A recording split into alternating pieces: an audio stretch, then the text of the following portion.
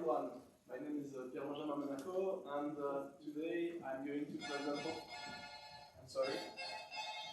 Oh, it's very important that you take it. Yes. All right. Okay, this is a very serious situation. Hostage taking is happening right now, and I've just been asked to negotiate with the hostage taker. So let's go.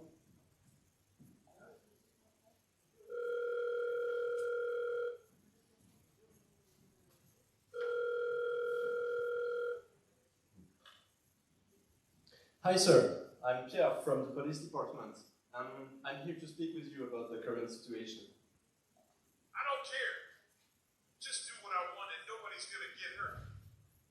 Okay, what do you want? My father is sick and I need money to cure him. That's sad, but are you sure it's the good way to do that? Nobody's wanna listen to me. Okay, I'm here now. Can you tell me how many people are with you? 5 men and 2 women. Is there any sick people or children? One of the women is pregnant. Okay, I know you have wife and kids. I'm sure you don't want to hurt anyone, right? So, would you agree to let her out? You don't know shit about me. I don't want to hurt anyone, but I won't let anyone out until I got the money. Come on, do you realize how stupid your behavior is? You're gonna get killed if you do that. It's over. I told you to listen to me.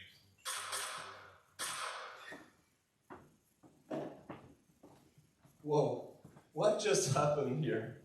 Did I do something wrong? Did I say something wrong? Well, this is what the negotiator is going to teach you. So hello again, everyone. My name is Pierre-Benjamin Monaco, and this project was carried out with 2 other fellow students, Diego Villagrasa, which is just here, and Dylan Canton. It has been done during the course of the master's program at the University of Applied Science and Arts, Western Switzerland. So let's go in the game.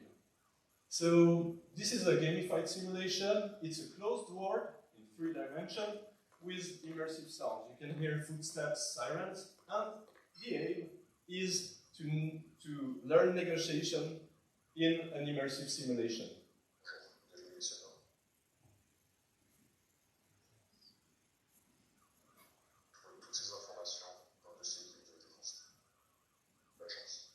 So in this game, you will be able to interact with autonomous agents, with people in the game, and also with objects. So here we can see there is a file about the suspect.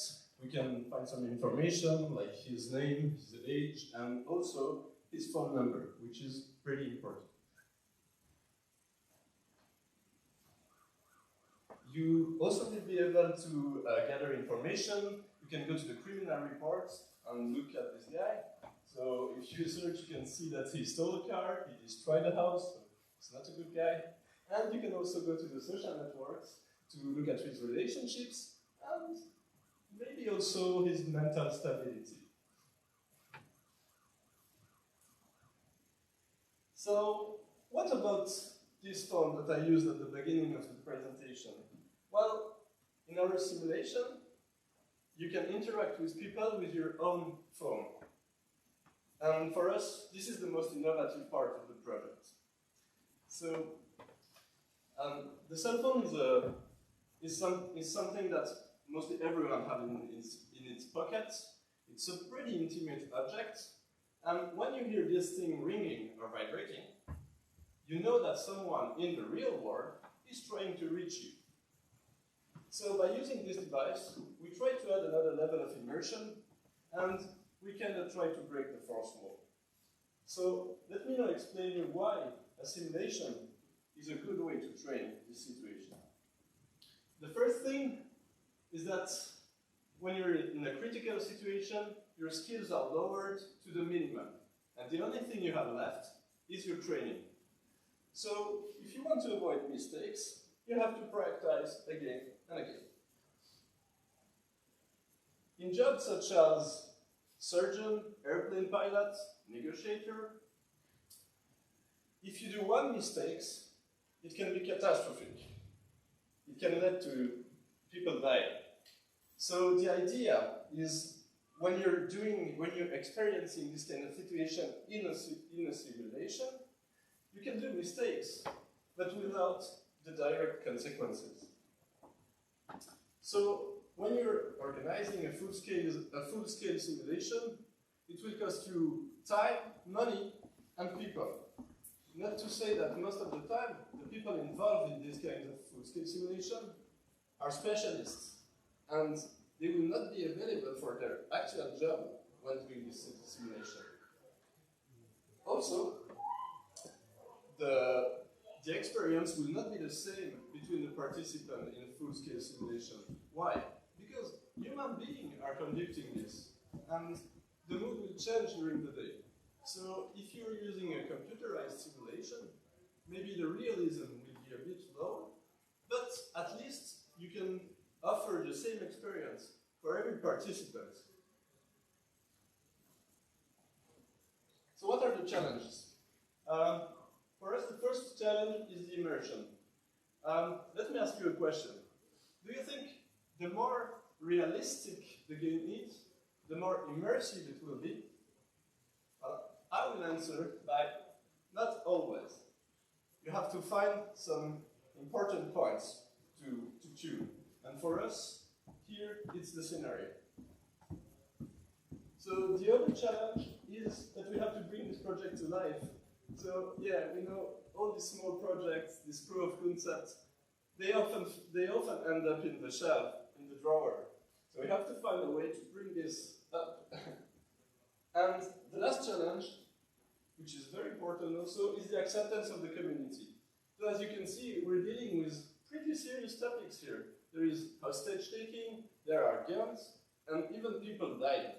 So if I go now to a negotiator or someone in the field of the hostage taking negotiation, and I bring this simulation, he will see a video game.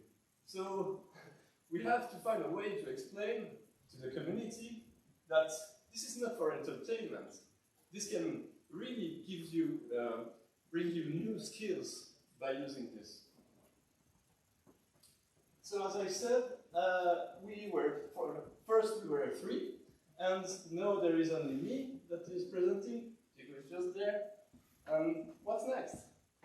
So the adventure will continue because I will take this project as my final masterwork, and I'm very happy to say that I've been invited as a guest researcher at the University of Skövde in Sweden to pursue this goal. So there is 2 topics that we really want to explore, and the first one is artificial intelligence. So I told you that in this simulation you can communicate with people with your own phone. So okay, the hostage taker will call you, and you will hear, but the problem is that how do you answer him? And for the moment, in this simulation, you will have to press buttons, and this breaks the immersion. So would we find a way to use artificial intelligence, to use this device as we use it in the real life? That's a question. And the other topic that we want to explore is the creation of new scenario. So in order to improve the content of the game, sure, we have to make new scenario. But if you want to make new scenario now, you have to bring people from every field. It's a multidisciplinary project, like Dominic Jacques said. And you need time. So maybe if we can make a scenario creator that will enable the people from the field of negotiation to make their own scenario in an autonomous manner, well, the life cycle of the game can increase. So what do we need? We need technical skills. We need people that know how to make games, that know how to make simulation, that know how to code, to do artificial intelligence. We also need expertise. We need people that know the field. We need former negotiator or police school teacher. We need people that knows what are the situation. And at the end, we need all of you because we want to spread the news. We want you to say, hey folks, there is a simulation that can help you train negotiating a hostage-taking situation. So the only thing I have left to say is thank you very much for listening to me. If you have any questions or suggestion or advice, please send me a mail. I will be happy to answer. So thank you very much.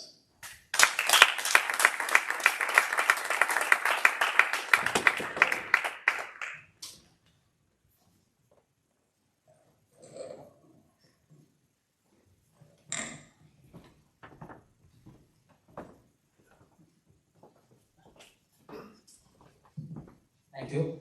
It's not a question, but I'm glad to thank my student for this nice presentation and the nice project.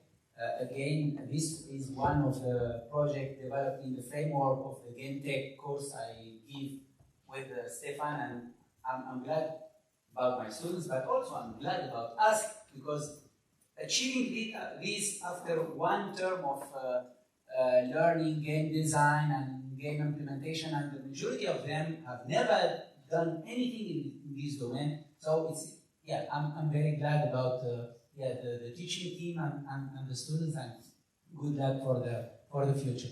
The second comment, it's a joke in fact. In the game also we are gamifying the course, me and Stefan, because we are playing two opposite roles. I'm the gentle teacher and he is the very tough teacher, and it seems that tough teachers are have more success because we will continue with you and not with me. So next year we will change roles, okay?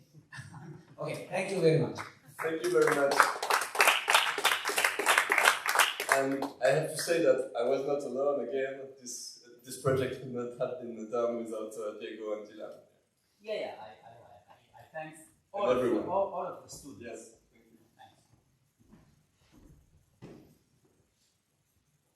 Thank you very much. I really liked also the seniorized presentation that you did, kind of gamified also. And I don't know if I did not get it, but where the idea of this negotiator came from, and did you have demand or some police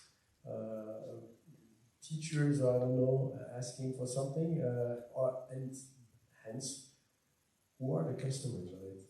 So I could be mean and I could say, here is my colleague and he will answer way better than me, but I will do that. I was not at the first course of the year, so they choose without me, but what can I say is that both of the other students have people that are related to this field, and it was just an idea like that. We didn't have a stakeholder, we didn't have someone that wanted this, but I think we imagine that it would be a great idea to make a game to improve technical skills and automatic.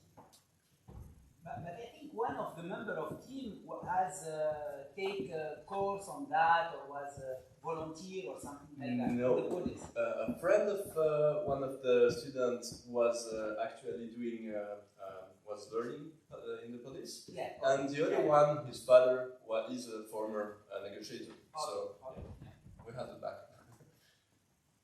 Another question, because I would like to ask you on that negotiation skills. Did you ask your relatives expertise on that project, or because you talked about that, is it something to do, or has it been done for the project?